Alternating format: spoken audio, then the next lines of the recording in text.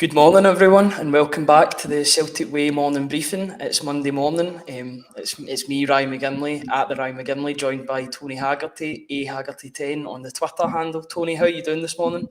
I'm very well. Yourself? You all good?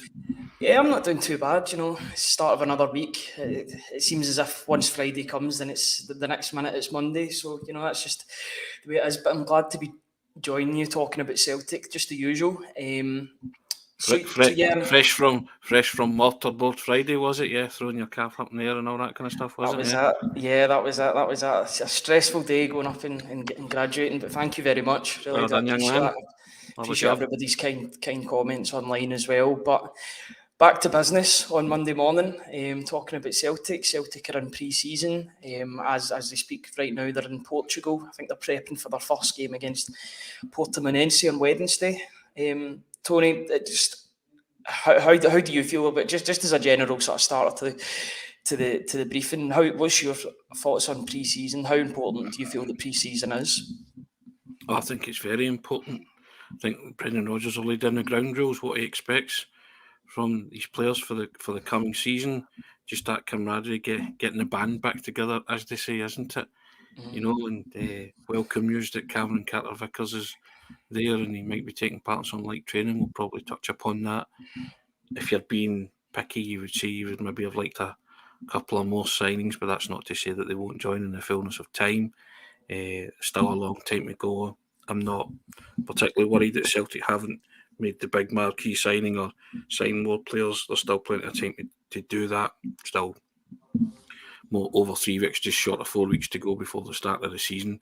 So yeah, but no, it's good. It's you just get a kind of rush of excitement, don't you, when they get back pre-season. It's a pity that the 2 games against Portimonense, I think, they closed doors, Ryan, and they're not going to be open to the public. So don't know why that is, but if that's what Celtic want, then so be it. They just have to abide by that. But I think everybody would want a wee kind of look at things, wouldn't they? All being well, but hey, who are we to reason why?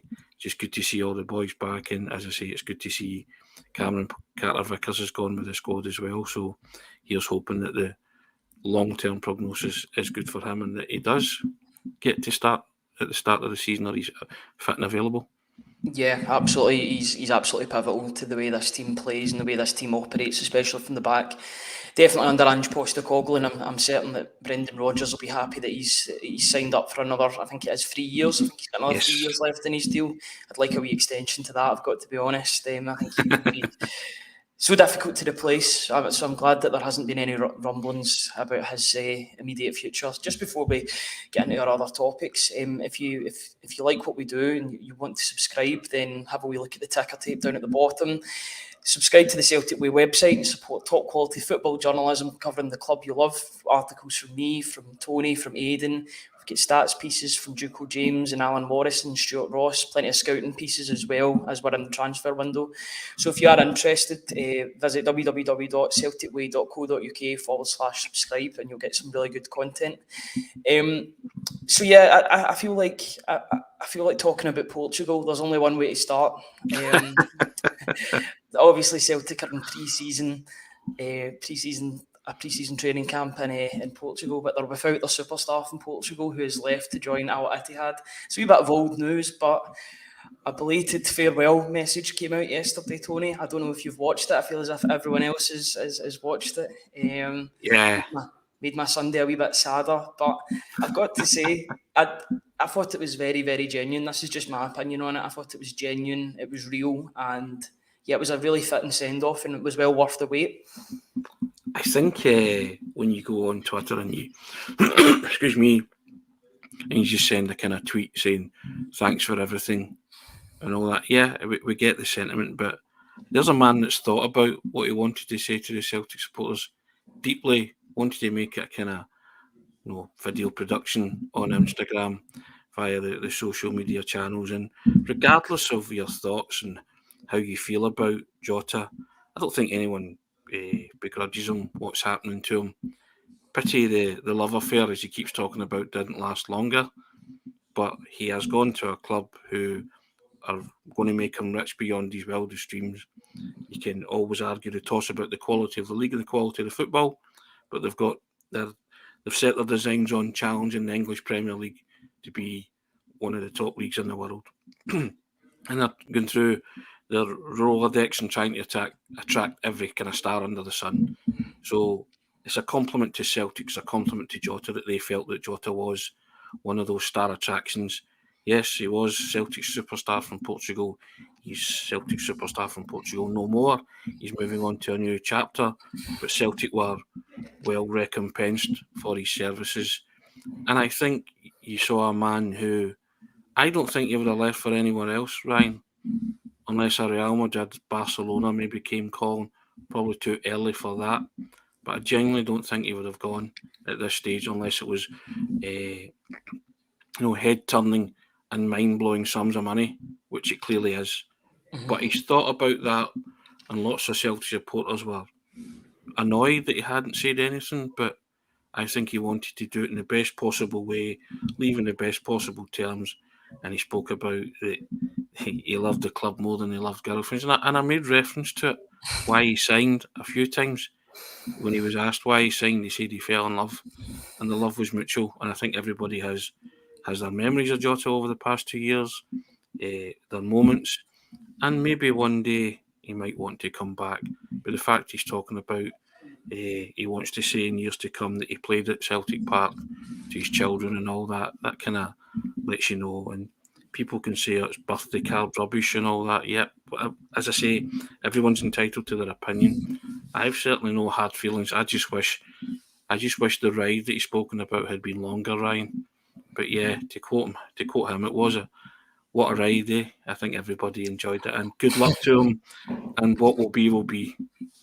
I'm glad you used the PG version of what he said, because yes, I think he's learned some English while he was in Scotland. That's for sure. If I could just repeat some of the stuff that he said, you were obviously talking about the ride that he was on. No words will ever express how grateful I am for this ride. Let me tell you something. What a insert word here, ride.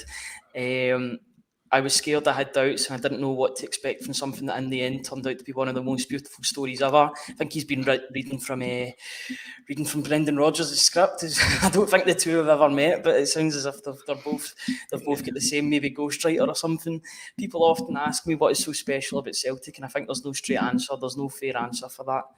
The answer lies in such a deep feeling, a sense, an emotion. So stuff like that. I could read out the rest of it, but you get the gist of what he was saying. And I don't want to harp on too much about a former player, but I feel like there were a few people on the internet that were moaning that he hadn't said anything, that he'd been posting out at he had sort of messages or because of his new club. But I think everyone will be quite happy. Anybody that was looking for a farewell has certainly got one in abundance. It was well done. It was heartfelt, and yeah, I have no ill feeling towards him whatsoever. It goes on with at least my best wishes and the best wishes of a lot of Celtic supporters. What a great 2 years he had at the club, and I really hope he smashes it over there. Yeah, I mean, I think everybody, most Celtic supporters will accept that it was a class video. They wish him well, but he is we made reference to this kind of comment. He is yesterday's man in terms of Celtic, so we move on, we move forward. Great video though it was, tugging at the heartstrings, all that kind of stuff. It's like everything in life, it moves on, and there will be life in Celtic without Jota, and you have to, excuse me, you have to accept that, and it continued the minute that life moved on, the minute he signed for Al Ittihad. And I think Celtic supporters were saddened by Sunday's message, but we wouldn't say a dampener on their weekend, but they were emotional about it and stuff. But good player, great player, 2 years, great service. He's gone. Get your head around it. We move on, and we onwards and upwards. I think everybody enjoyed the message. Most people enjoyed the message, but as I say, that's fine. Celtic have now got to concentrate on themselves, the Brendan Rodgers era coming up, and who they're bringing in, and Celtic's focus is on that, isn't it? The current squad of players, the tour of Portugal, the up and coming closed door games with Portimonense, and then the Japanese tour as they build up towards August the 5th in Ross County. That's the sole focus right now, isn't it, right? Yeah, absolutely. Especially because it's right around the corner. We've only got a couple of days until Celtic's first pre-season game. I think, to be honest, it's felt like ages since Celtic last played, just due to everything that's went on. You think about it, the last game of the season was against Inverness Caley-Thistle all those weeks ago. I mean, it wasn't that long ago, but at the same time, how much has went on since then? Who'd have thought? I mean, I think we all had a slight idea that Ange Postecoglou was probably going to end up elsewhere, but to be where we are just now, I don't think I would have told you 4 or 5 weeks ago that Kyogo would sign a new deal. I certainly wouldn't have told you that Jota would have left to have gone to Saudi Arabia. That was a real surprise. But I was saying this at the weekend, talking to people about Celtic at the weekend. I would much rather have Kyogo on an extended deal than a Jota on an extended deal. Kyogo's the talisman at the end of the day. He was so important last season, and yeah, I'm still absolutely delighted that we've signed him up to a new deal. And Daisen Maeda as well.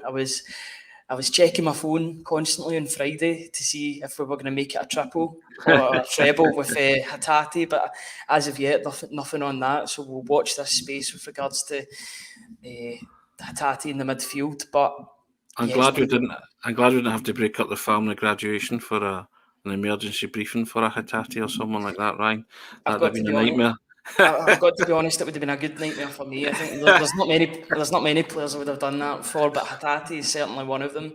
I don't know if you, just the last thing before we move on to someone different, but I don't know if you've seen who Al Ittihad have been linked with today. They really are taking it seriously. Paul Pogba's getting linked with a move to Al Ittihad. Now he's had a horrible spell at Juventus with injuries, setback after setback. So I mean, it seems as if you've got the French All-Stars of 2016, 2018, and then you've got Jota as well. So yeah, they're definitely taking it seriously, that's for sure. I did say they defined the term bottomless pit of money. So limitless. So you just you're not competing with that. Whoever they want, they will get, because most guys are, they're not going to turn down staggering sums of money. So yeah, you just watch this space. They will sign more players, won't they? And in terms of Celtic and their announcements, yeah, I did that piece over the weekend. You might have seen it. That was the month it was, and I kind of took it from June the 3rd when they won the Scottish Cup to July the 4th, up to and including Kyogo's signing. And yeah, there's been a lot happened there, Ryan. It was Ange left, Brendan came in, Moy retired, Kyogo signed a new deal. Lots of women left the Celtic women's team, so it's kind of I kind of split it up like that. If you read it, it's on the website if you want to have a check out at that. But yeah, it was a kind of strange month, wasn't it? It was busy, wasn't it, in terms of Celtic news? And you said there yourself, probably the two most important things in all of that were Brendan Rodgers coming in and Jota re-signing a new deal. So, and you were kind of resigned to it. Jota leaving was a bit left field, wasn't it? It just kind of came from nowhere and then accelerated. So yeah, there's lots of you put it in the comment section. You can have a wee read at that, guys, if you didn't read it over the weekend. Just kind of comment on what it means for Celtic mainly.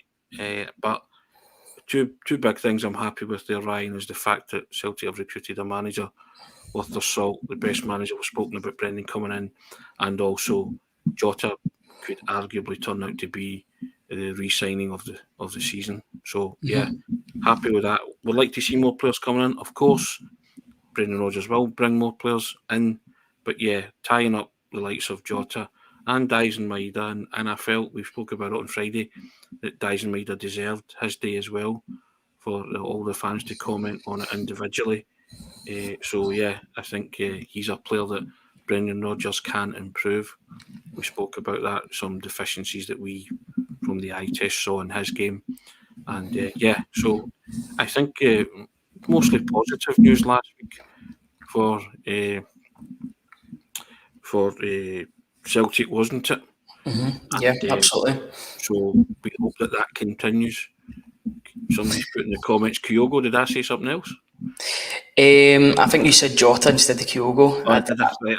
Yeah, okay. Well, I meant Kyogo, sorry. Yeah, I knew what you meant anyway. Sorry. Yeah, but it's great that Kyogo signed a new deal. Obviously, a shame about Jota. We won't mention him too much because, as we said, he's yesterday's man. He's now part of a new team. And Celtic, as the previous manager said, we never stop. Don't want to talk about him too much either, but it is true. Regardless of what happens with regards to signings or recruitment or departures, Celtic never stops. There's always something new to talk about. I don't know if you caught the interview on Saturday with Brendan Rodgers. Brendan Rodgers sat down and had a 9-minute interview, and he was talking about some of the positives to having some of the young players in and around the team. Yep. Not to necessarily make up the numbers, but the fact that there was players still on international duty, you still need a full sort of quota of players to take part in training to get the most out of it. Brendan Rodgers was talking about it in the video. The full 9-minute video is on YouTube. It is a really good listen. I think it was the first thing that he said was something like, "It feels like I'm back with my family." Brendan Rodgers is still very much I think he's on the forgiving path. The road to redemption. Is that what we're calling it? Yeah. Absolutely, yeah. He's trying like a trooper to do this. He's working like a trooper to get his back on the side, and fair play to him. But he was talking to Celtic TV. I've just pulled up the article that was on the Celtic Way about it. So he says, normally, this is him talking about youth players. So normally in the modern game, very rarely do you get all your players back at the one time. So that will always give you a chance to see the young players. And I've got to say, I've been very impressed with both the young players and the established guys in the first team squad. They've been excellent. Their attitude has been outstanding. They've come back in a really, really good condition. So they've come back already fit, which gives us a chance to build on that. And the young players, of course, a lot of them I haven't known. They've been pleasantly surprising, really. They've been really, really good. Sometimes a young player can come in and really struggle with the intensity of the first team, but they've all coped really, really well. So that's been pleasing. And then he goes on to say, the point I made to the players is it starts on day one. When you're looking to reclaim that winning mentality, you have to come back from the first day and give everything. That's what the players have done so far. Again, it's very consistent with what the players have been saying as well. That message that's come across that, yes, the achievements of a month or so ago will be remembered, but at the same time, it's a clean slate, it's a fresh slate, and they need to go back and earn it. And it's good to hear that the young players are really making an impression on the new manager as well, because I think that'll be part of his remit too, getting some of these young players through into the first team if they're good enough. Oh yeah, without a doubt. And also, you talk about yesterday's men. The treble from last year, that's yesterday's achievement, isn't it? So now they have to kind of move on from that and evolve again under a new manager. As you say, he's saying all the right things. He's on his way to, being 100, with most of the fans, or 100% of the fans being behind him again. Not scared to have a look at the young guys, because I think he wants to see what Celtic have got coming from the academy, and quite rightly he should. And this is an opportunity for some of those young guys to impress him, in Portugal if he takes them over there. And also, I like the words he also said, he's going to put them through a punishing schedule in Portugal. If you weren't aware from day one that it's going to be punishing and you're going to be asked to work hard, then you're certainly aware now. And I think, like everything else, players that are committed to that cause will do well under Brendan. And I think everybody at this moment in time is committed to that cause, because he's reminded them last year was last year. Brilliant achievement, but let's go and do it again, and let's go and do other things as well.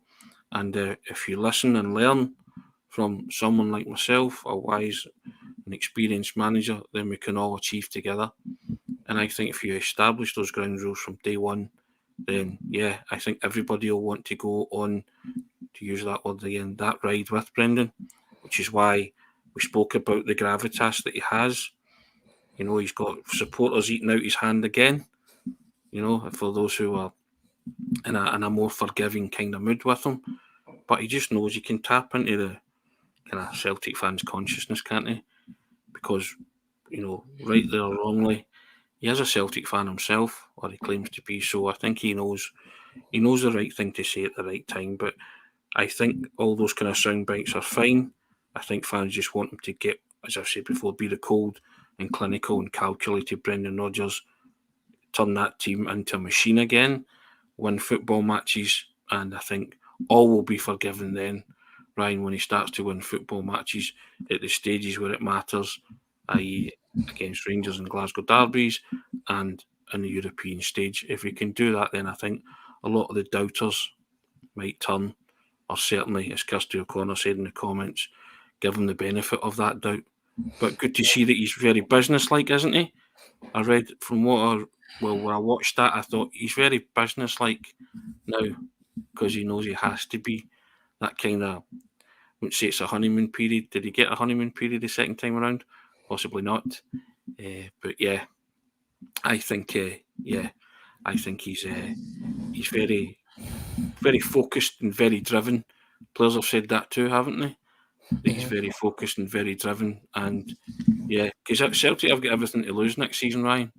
They lose one trophy, does that deem them a failure? If they don't win the treble again? Clearly not, but it's perception, isn't it? Yeah. It's how you go about your business and how you go about playing football matches. They were used to a certain style. It's going to be tweaked. It's going to be changed. So we want to see if under Rodgers it can still be as successful. Mm-hmm. Yeah, absolutely. It seems as if obviously there hasn't been as much in terms of transfer dealings as maybe what we thought was going to be the case. Two signings coming in so far in Holm and Marco Tilio, but even then I think you would say the two of those signings were sort of legacy signings. As Roger said, they were very well down the road by the time he came in, and he got the signing off on them to say that they were okay to come through the door, which is good. It's good to have that continuity, but I think, and this isn't like in the know or anything like that, but I think you'll start to hear about names this week. I think this week is the week that you'll start to hear names coming up, because Brendan Rodgers has been in that seat. What is it, 2-3 weeks now? 3-4 weeks. It's been around about that time since we've known that Brendan Rodgers was going to be the manager. I think now we'll see some names come to fruition and come to the fore. Obviously, we that former target at the weekend side, Hamulic watching videos of himself. I wouldn't read too much into that. I don't know if we would be interested in him still, as he's kind of flopped at Toulouse. His goal record is nothing to shout home about. That was a bit of an interesting dynamic when it came out. But I think it's just one of these ones where a lot of these YouTube channels will change the titles in order to gain more views when somebody is linked with the club. Yeah. Now, I think that was the case in January. So the person that made the highlights video of him, if he was linked with, like, let's say, for example, Galatasaray the week after, they would change the video title to Welcome to Galatasaray in order to get those views. It's just all about getting the views at the end of the day. But yeah, I think even you can take sort of a positive from that as well, that players sound absolutely desperate to be involved or even mentioned in the same breath at Celtic at this point. I think it shows you again that Celtic is such an attractive club to go to now, especially if you're a young player. And I mean, you look at the comments from Yang as well. This guy's absolutely desperate to get to Celtic. It's almost, and it's terrible to say this in a way, but it almost puts me off in a way, the fact that he's so desperate to join the club. I think it has positives and I think it has negatives as well. But what's your opinion on that, Tony? Do you think it's a positive that he's forcing a move, or do you see the negatives to that as well? I think you can see both sides, can't you? Positive that he wants to join the club and he's desperate to join the club and kind of digging the club up on reneging on a kind of promise that they made. You know, again, I think you made reference to it. That's all good and well, but you can't have somebody like that coming in and upsetting your own dressing room if he comes into Celtic and acts petulantly like that. But I'm trying to give, as I said earlier, you give players the benefit of the doubt. This is a life-changing career move for a player like Yang, so you can understand why he's desperate to do it. And clubs like Celtic come along once, don't they? So you have to board that train at the right time. He wants to board that train right now. Some kind of to and fro. But I think once he gets there, he will realise he's at a massive club and he has to, jockey into position along with the rest and prove your worth and prove that you're going to be either a mainstay in the team or somebody who's going to contribute and make an impact. So you can read that two ways, can't you, about behaviours and idiosyncrasies and stuff. As long as he doesn't come into the club and then does that himself after a short period of time at Celtic, then that's fine. But I don't think there's any suggestion to say he would do that at Celtic. I think he's just delighted at the fact that Celtic have come in for him. He's desperate to come and improve his lot and also put himself, in that platform, give himself that platform to shine in a competitive enough league, and also in Europe for the Champions League. It's where every player wants to play their football, isn't it? Mm-hmm. So I think Celtic, as you said before as well, one of the articles you did for the newsletter, Celtic do offer that to young, up-and-coming, for want of a better word, thrusters, as I call them. So Celtic is a great place for a young, thrusting footballer to come and, show their wares at a bigger and higher stage than they're on at this minute. And it's up to Celtic to bring those players at that right time and then maybe cash in on them further down the line. I don't blame the boy for being desperate, Ryan, because I think he maybe sees this going by the wayside if the two parties don't come together, and you would be crushed by that, wouldn't you? You would be absolutely crushed by that, because I think, as you say, Celtic's an excellent proposition at this moment in time under Brendan Rodgers, and if you were denied that by your club, and I know they're fighting relegation, he's an important player, then they're weighing that up as well. So I think compromise will be struck here. I think we're allowed to say that he will be a Celtic player. I think reading between the lines and connecting dots that he will come. There will be a compromise solution thrashed out. But if it's not done during this Portuguese part of the trip, then I think Celtic might turn their attentions elsewhere. Because I'd like to think there'll be maybe one or two players come in this Portuguese leg, and then maybe one or two come in the Japanese leg as well, just to bed them in before the start of the season. Yeah, absolutely, and I'm glad that we've got these. I'm glad that Celtic have got these two games just to get their fitness going, because I'm sure the Japanese teams that Celtic will be facing, they'll be midway through their season at this point in time, so they're going to be at a higher fitness than Celtic, because they've just obviously came off a pre-season. The players will be in Portugal and then go over to Japan playing a team that's already halfway through their season, so that would be a bit of an adjustment for them. It's good that they've got games to sort of get their fitness back up to full capacity. But yeah, it's an interesting one about Yang, because he's not had a great season with Gangwon. It's the numbers have dropped off quite significantly for him. I don't know if that's down to the fact that he's been eyeing a move, so he's taking his eye off the ball, literally, you'd probably say as well. So it's one of those ones where how much is it going to affect Gangwon to lose him at this point? The fact is he's only scored one goal and one assist this season, so that's not that much in the grand scheme of things. That's what maybe...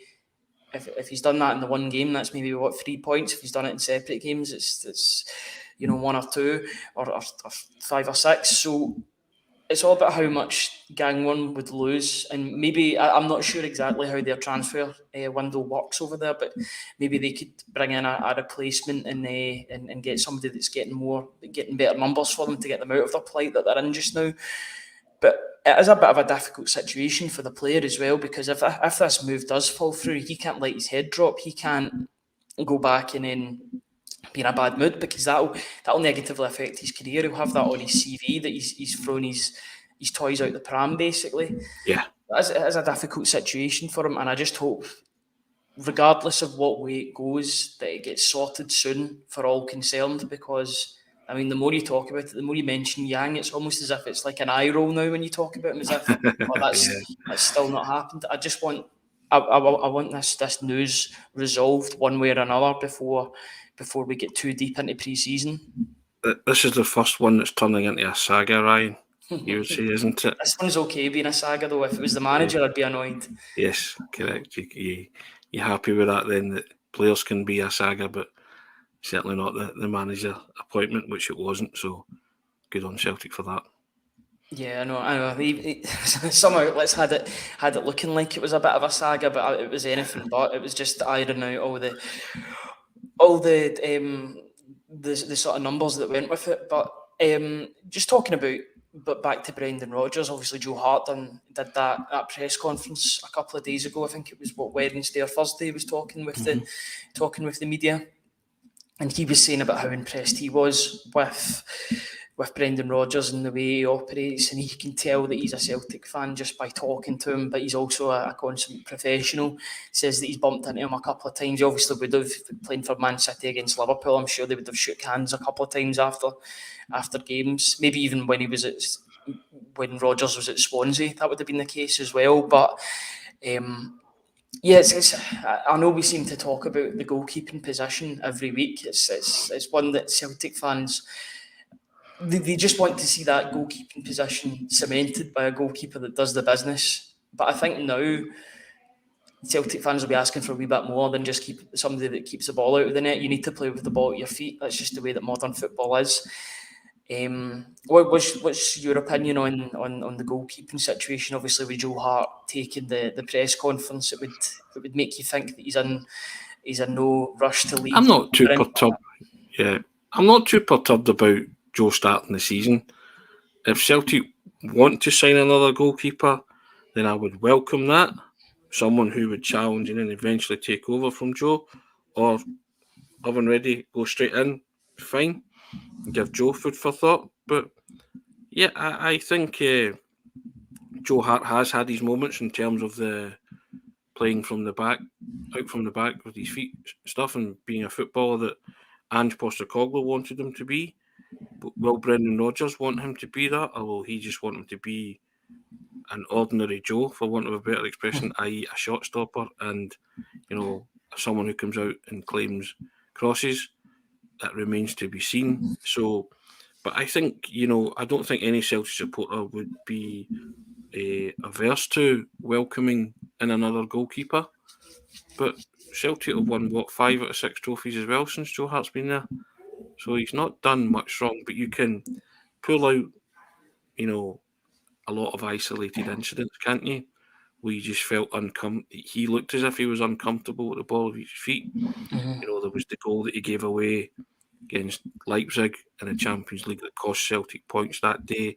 There was a momentum swinger against Rangers when Celtic, the 2-each game in January, when Celtic for the first half an hour were bossing that game, and then Joe did something stupid and the momentum switched on that moment, turned on that moment. Celtic eventually got the draw with Kyogo's kind of last gasp goal.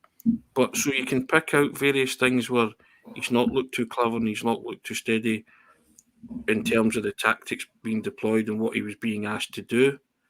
Don't know if Brendan's maybe took that on board and thought, okay, if that's the kind of goalkeeper that Brendan wants, then he will go out and get another one. But Joe Hart's been great for that dressing room. He's got a wealth of experience, a wealth of knowledge, and he has helped other defenders, the defenders in front of him, I'm sure. And he has pulled off some big saves at big times too. I just wish he would pull off a penalty save every now and again, Ryan. But that's just a bugbear of mine with Celtic goalkeepers. But yeah, I think you canvass most Celtic supporters, they'd say, yeah, another goalkeeper. Who that is, I think you were talking about the Croatian goalkeeper, weren't you? I was, yeah. It's a bit of an interesting one. Other people throwing in names like Angus Gunn, stuff like that. Somebody even said David De Gea's a free agent. So, but I'm sure Rodgers. I'm sure Brendan Rodgers knows what he would want in terms of a goalkeeper. But you highlighted Doris de Vries as well. Mm-hmm. So that he didn't cover himself in glory with that. But I think Celtic will be all over it in terms of their scouting department. And if they need a goalkeeper, they'll certainly bring one in, won't they?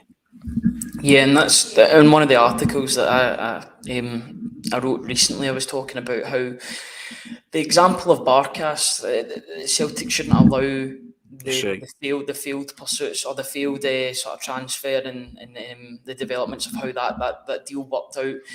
How they shouldn't let that put them off going for foreign goalkeepers. I mean, you look at the example of Artur Boric in times gone by.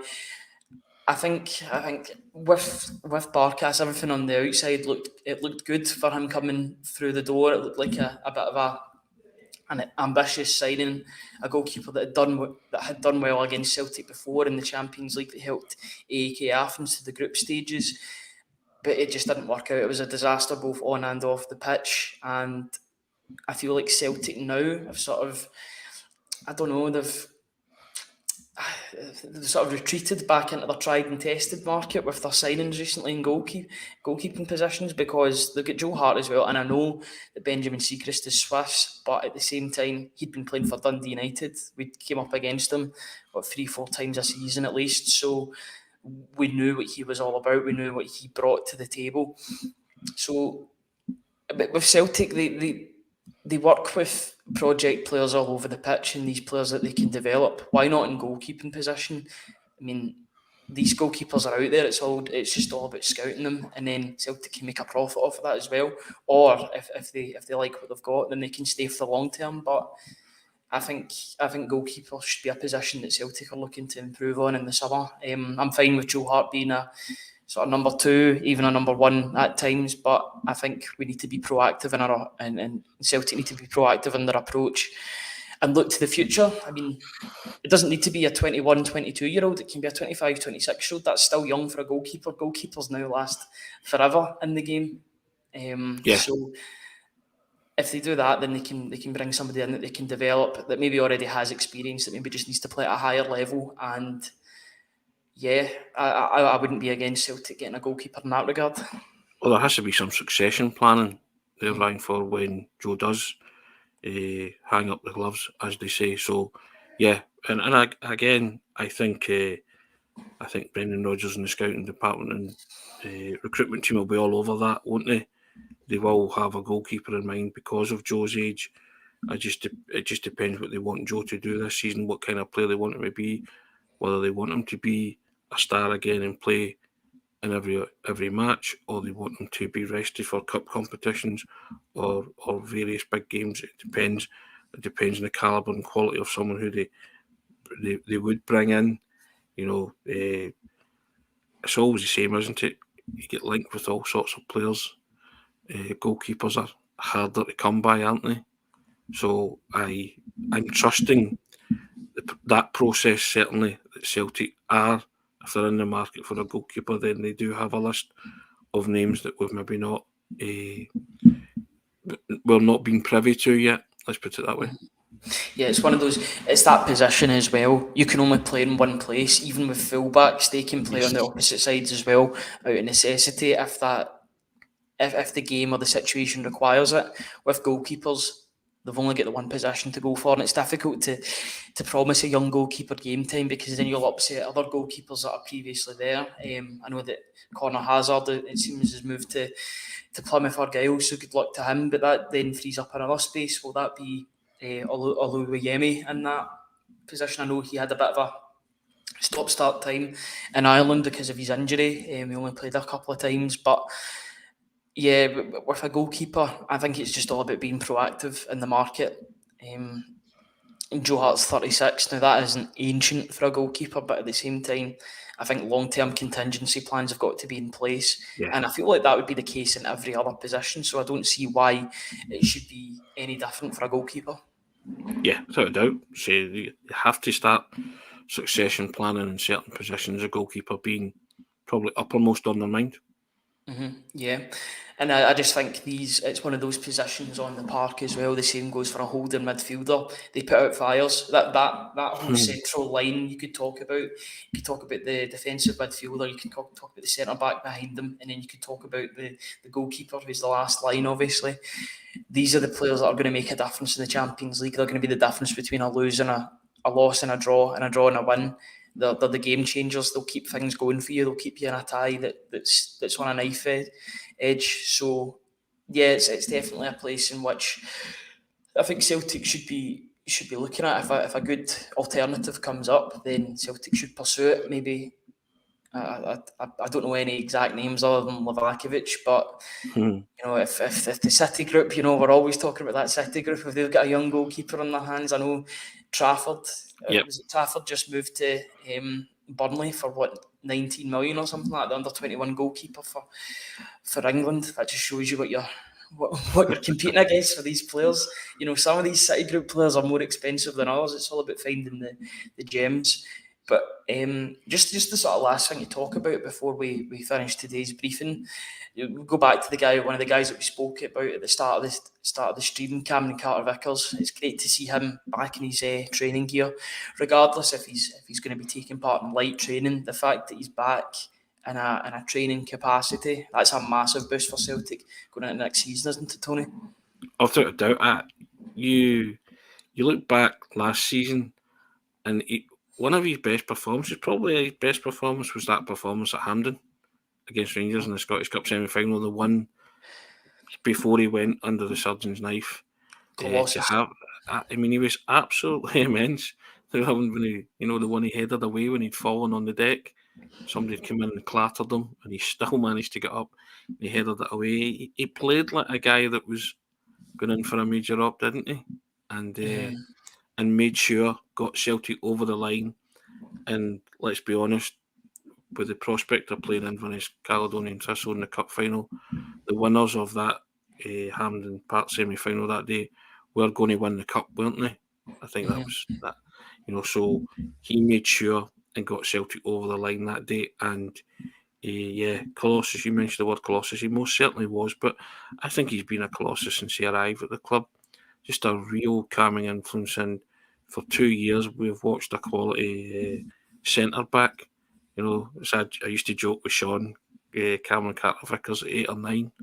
That was my, because he always got an 8 or a 9 in the ratings. So because he was just so good, and he strolled it, but he was just he just exuded calmness and confidence. And I don't think since Van Dijk and Denier were at the back of the pack that Celtic had a defensive partnership like that. Him and Starfelt, terrific. Not lost a domestic game at home. The two of them have played, and that's quite a decent record. And it's one that they'll want to keep intact for as long as they can. And again, in a side, Brendan Rodgers will be saying to guys like that, can you do that? Can you keep that going for as long as you can? That's the aim. Little side goals, apart from team goals, but these will be kind of side ambitions. They'll be saying to them, right, you've not lost, keep that record going when the two of you play together. And the sight of him at Tynecastle with sticks, he had sticks, didn't he? And you were just like, oh no, I hope it's not serious. But the sight of him walking on the bus to Portugal, and the thought that he's going to get involved in light training and could be back for the Ross County game on August the 5th, all being well. I mean, that just bodes well, doesn't it? That just fills you with great joy at the fact that, yep, he's ahead of schedule. But I don't think he expected anything less. You knew this guy would bust a gut to get back. I just don't want him coming back too soon. If he's no right, he's no right. And missing the Ross County game or any subsequent games after that, it's not the end of the world if he's not fit. I want him 100%. And yeah, he firing on all cylinders in the Cameron Carter-Vickers of old. And I don't think he would be allowed not to go in the park if he wasn't 100%. But just don't take any risk with him, because he's too important to the club and the future and where Celtic want to go to take any unnecessary risk. So, but I don't think, again, going back to the Celtic supporters, would be averse to seeing another commanding centre-half come in, somebody who's dominant in the air and a bit like Cameron Carter-Vickers, no-nonsense type defender. There you go. Alan would want another commanding centre-half. I don't think Celtic supporters would... I think they would welcome that too, because as much as Kobayashi was looking the part right up to the Rangers game, we spoke about that, didn't we? I think his confidence getting dented badly against the Rangers game, but maybe somebody like Rodgers will be able to mend that and pick him up again and get him battle-hardened and ready for the start of the campaign. If it is him and Starfelt that have to be used as a central defensive pairing, but and all that kind of to be sure type stuff, I think another centre back being signed for the club would be welcomed by most supporters. Yeah, I would agree with that.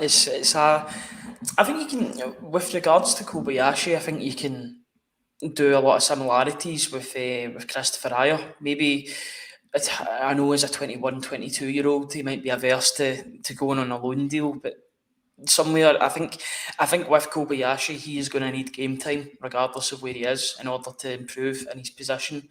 He might need to even put on a bit of bulk like Ajer did. I remember Ajer came into the team, became a bit of a man at Kilmarnock. He was battle hardened and then came back, and I thought Ajer was a tremendous defender for Celtic most of the time anyway. I know he had a couple of mistakes in him, but on the whole, I mean, he's doing it down south now as well, so he's a good player. Kobayashi might need the same. He might need just a season to go out and prove his worth and play 40 games a season and come back a better player. But it's one of those ones that Brendan Rodgers will obviously assess it and see. But I think that's the really interesting thing about Brendan Rodgers coming in. Everybody's on a clean slate now. There are no favourites, you would say. I don't even know if Postecoglou had that many favourites. Maybe Maeda due to what he brought the team off the ball, but everybody's on a clean slate. It's now every place is up for grabs, and it'll be interesting to see what players take that opportunity. And it'll be starting on Wednesday, you would say, with that bounce game or the behind closed doors game against Portimonense. I'd say it's already started. If you're going through that punishing schedule, lots of players actually like pre-season because it gets them up to speed. Maybe Kobayashi's one of them that maybe needs something like that, and maybe hearing a new voice as well and just sort of accentuate the positives.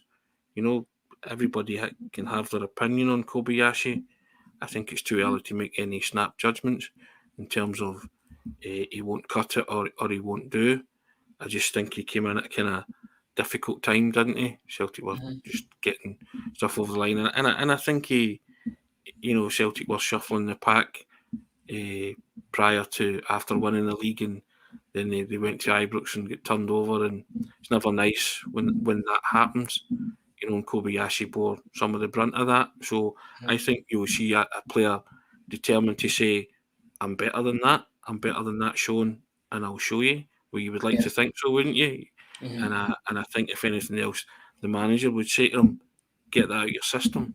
This is how you're going to play for me if and when you get that opportunity. So I want to see these guys come back after a punishing pre-season schedule. That's what I want. And as you say, that a new voice telling them to do maybe different things, tweak their game, tweak their positional sense, whatever tweaks Brendan Rodgers makes, because this is still the most successful and dominant team in Scotland. So can you cope with the demands of defending those 3 trophies and also trying to make inroads in the Champions League? That's the demands that have been placed at you from this Portugal trip onwards, or since you've been back in pre-season training since last Monday. Well, the ones that are there, and then the international players that come back, they'll be right with the programme because they'll be kept up to speed exactly what's going on from day one. So they've just been granted extra time because they've played a bit more football and their season's been extended, but they'll know exactly what's happening because they'll all be on the same page. And as you say, to the victor the spoils, Ryan. Those 11 starting jerseys are up for grabs. You know who you would like to see in them. You know who you want to see in them, but you're also allowing for the fact that there'll be others coming in, hopefully quality players being added into that mix to make it even, to make that kind of race for a first team place even more competitive. And that's all we can ask for. Yeah, competition is great all over the park. It will be great to see what players do take that opportunity when it does come to them, and they'll have plenty of time to do so in pre-season. We've got loads of games. We've got more games lined up than what we thought. I know there was that game against Wolves in South Korea that was cancelled. I'm not sure exactly what is going on with regards to that freed up spot. There was rumours about a game potentially in Ireland. I know the Spurs rumour was coming. Don't know if that's a wee bit too soon for something like that coming up against a Postecoglou team. And then we've seen the rumour of Wolves, and in Ireland, which would probably make more sense, I would say, due to the two teams having that space freed up. They're not. I mean, they're two teams that were going to play each other eventually, but they were going to play each other anyway, so they may as well do it at a different venue when they're both free to do that. I think that'd be a good test for Celtic as well, coming up against Premier League opposition. Lopetegui's a good manager. He's done a decent job with Wolves, so having that on the fixture list would be good. I'm trying to think about what else I was going to say. I was going to say something about Kobayashi as well. Yeah, I was going to make the...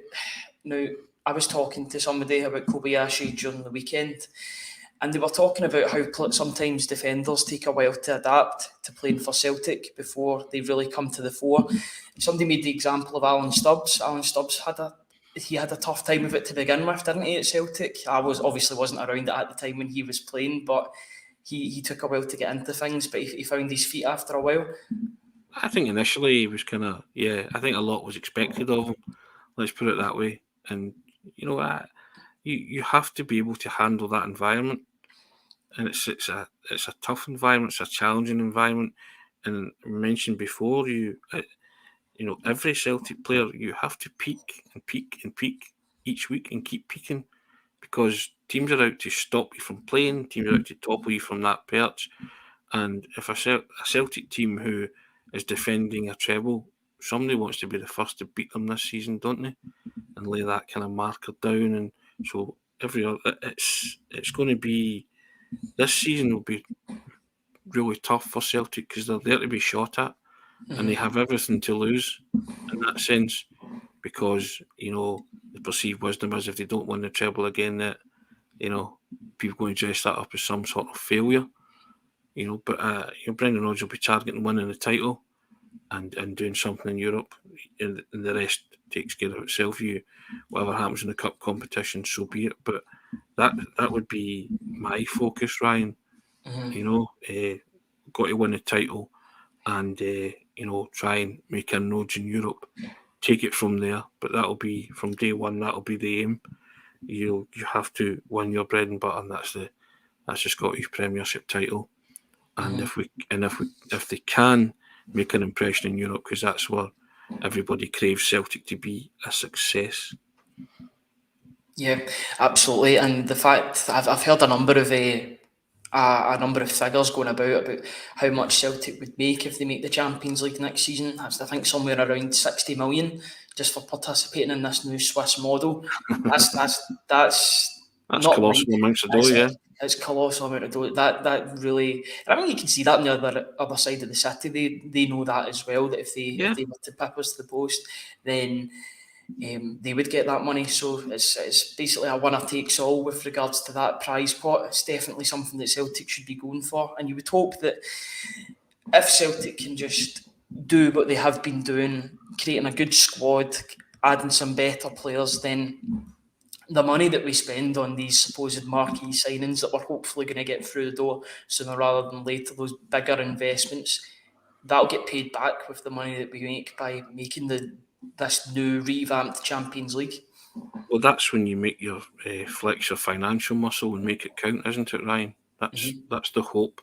That's the plan, that you can always stay a step ahead of your rivals because you are a bigger and better run club, and the financial model that you have is sustainable, and every time they get close you put on the afterburners and you accelerate away again. I think that's that's what Celtic are focused on as well this year. Rangers are, let's just say that they're tooling up, aren't they? They're trying to certainly tool up, and they've brought in a plethora of signings. Can't comment on any of them because I've not seen any of them play, and but I will see them soon enough. So, but I'm always of that opinion that unless I see a player in the flesh with my own eyes, then I'll make up my own mind. So, but there's been a plethora of players came into your Celtic's rivals. Celtic know that, they'll be aware of it. Will they pay any attention to it? I wouldn't have thought so. Because if Celtic do flex their own financial muscle, bring in those star players, those quality players, those players that will make a difference both domestically and in Europe, then I fully expect that Celtic will retain the title. So it'll take something. It'll take a massive shift for the pendulum of power to swing back to the other side of the city. I think Celtic are in a good place. They know where they want to go, and the future's bright under a manager who can take them where they want to go. Yeah, I think Celtic are that person in the gym machine that are just about to pull they're just about to pull the machine. They're about to flex those muscles and show just how strong they really are. But we'll definitely see over the next couple of weeks. As we said, there's still 7 weeks of the transfer window to go. Celtic they'll be checking to see what deals are available to be done. They'll look at the landscape of the transfer market and see what they can do. But we've been going for 55 minutes. I could go in for another 55 minutes, but I think we'll leave it at that. We need to have something to talk about tomorrow. We can't go through, but I'm sure there will be topics to talk about tomorrow, because that's just what happens in the world of Celtic. It's ever changing. There's always something to talk about, and we're happy that is the case. But just before Tony and I leave, if you do like what we do, and you enjoy the videos and you want to maybe have stuff in a written format, then just look at the ticker tape below. I know I did this at the start, but I'll do it at the end as well.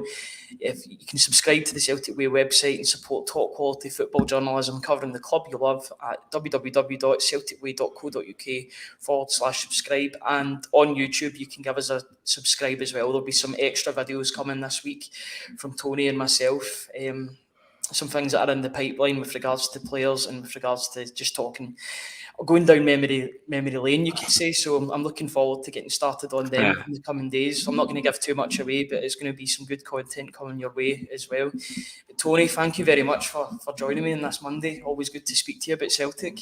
Pleasure, always is. Thanks very much, guys. Thanks everybody for your comments as well, and we will see you all tomorrow. Cheers, guys.